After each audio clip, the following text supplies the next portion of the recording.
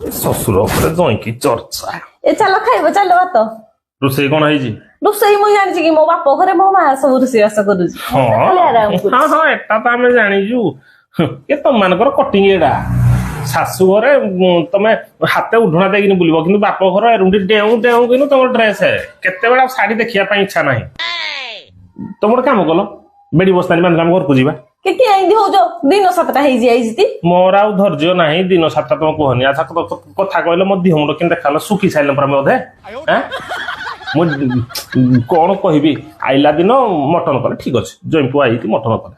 ତାପର ଦିନ ଗୁରୁବାର ପଇଲା ସାଧା ଠିକ ଅଛି, କିଛି ନକର ମୋର କିଛି କହିବାର ନାହିଁ। ତାପର ଦିନ ଚିକେନ, ଶୁକ୍ରବାର ଦିନ ଶନିବାର ଛାଡିଦେଲେ ସାଧା, ରବିବାର ଦିନ ଅଣ୍ଡା। ମାନେ ଧୀରେ ଧୀରେ ଲେବୁଲ ଖସି ଆଇଲା। ଆଜିକି 4 ଦିନ ହେଲାଣି ଖାଲି ଡାଲି ଭାତ ଖାଲି ଡାଲି ଭାତ।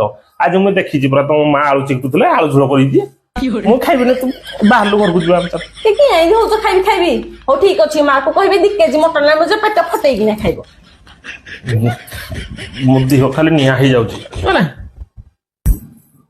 ଝିଅ ଲୋ ଧୀରେ ଧୀରେ ଯିବ, ଯାଇକି କହିବ ଗାଡି ଭଲ ଚଲେଇବେ, ଘରେ ଗଲେ ମତେ ଫୋନ କରିବ। ହଉ ଲୋ ମା ଯାଉଛି। ହଉ tata bye bye. Tata bye bye ରଖ। ମୋ 2 କିଲୋ ମଟନ କହି 2 ମିନିଟରେ ଘରୁ ବାହାର କେତେଟା ଟାଟା କରୁଛୁ।